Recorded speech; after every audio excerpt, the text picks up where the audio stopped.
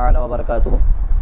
محترم ناظرین کرام، اللہ تعالیٰ آپ تمامی حضرات کو رمضان المبارک کی برکتوں سے مالا مال فرمائے، ساتھ ہی آپ کو، آپ کے والدین اور اہل خانہ کو حج مقبول و مبرور کی سعادت سے بہرور فرمائے۔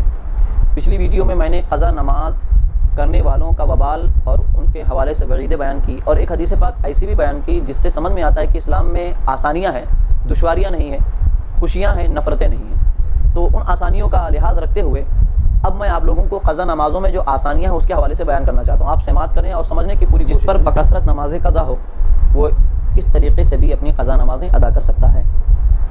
جیسے کہ ہم جب فرائض واجبات ادا کرتے ہیں تو رکوع اور سجود میں کم سے کم 3 مرتبہ تسبیح ضرور پڑھتے ہیں، تو ہم 3 نہ پڑھ کر صرف 1 مرتبہ تسبیح پڑھنے پر اکتفا کریں۔ ایک آسانی یہ ہے۔ ہاں، تسبیح 1 مرتبہ جب پڑھیں تو اس بات کا مکمل خیال رہے کہ رکوع میں جب اچھے طریقے سے چلے جائیں تب جا کے سبحان ربی العظیم کہیں، سجدے میں جب مکمل جائیں اس وقت سبحان ربی الاعلیٰ کہیں، جلد بازی نہ ہو تاکہ تعدیل ارکان فوت نہ ہو جائے۔ اور فرض کی تیسری اور چوتھی رکعات میں ہم الحمدللہ رب العالمین پڑھتے ہیں، تو اس کی جگہ فقہا بیان فرماتے ہیں کہ 3 مرتبہ سبحان اللہ سبحان اللہ سبحان اللہ کہنے، یہ الحمدللہ کے قائم مقام ہو جائے گا۔ یہ دوسری آسانی ہے۔ اب تیسری آسانی کیا ہے؟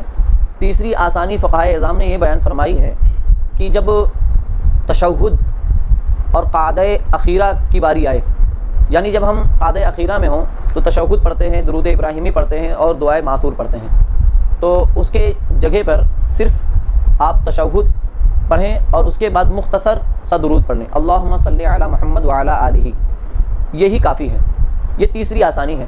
اور چوتھی آسانی یہ ہے کہ وطر کی 3 رکعات میں آپ کو الحمدللہ شریف پڑھنا ہے، ساتھ ساتھ میں سورہ بھی ملانا ہے۔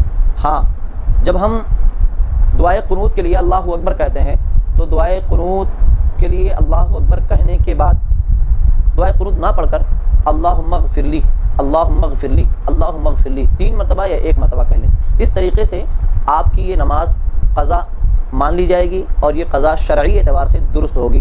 اس بات کا خاص خیال رہے کہ قضا نمازوں کو تعدیل ارکان کے ساتھ پڑھیں، جلد بازی نہ ہو کہ جلد بازی میں آپ کا کوئی رکن چھوٹ جائے۔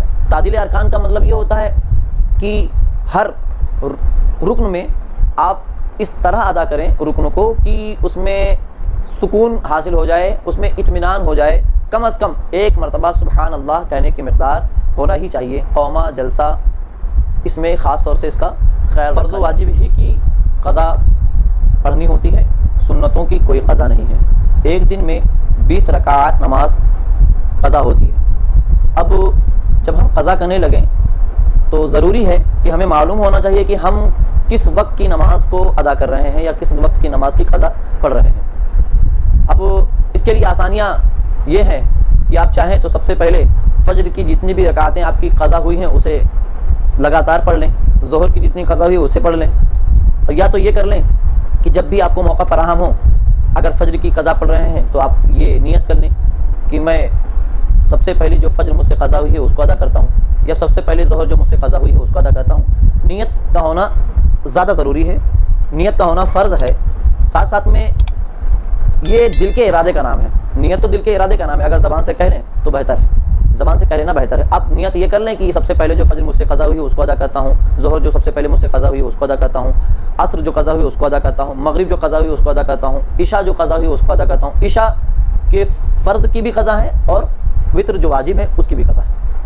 آپ اس مسئلے کو اپنے ذہن میں رکھیں اور اس اعتبار سے رمضان المبارک کی نعمتوں سے سرفراز ہوتے ہوئے اور اس کی برکتوں سے مالا مال ہوتے ہوئے اپنی قضا نمازوں کو مکمل ادا کریں، قضا کی طرف اپنی توجہ مکمل مرکوز کیے رہیں اور قضا نمازیں پڑھنے کے بعد ہی آپ نفل کی طرف اپنی توجہ پھیریں۔ اللہ تعالیٰ آپ لوگوں کو شاد و آباد فرمائے۔ وما علینا الا البلاغ۔ السلام علیکم ورحمۃ اللہ وبرکاتہ۔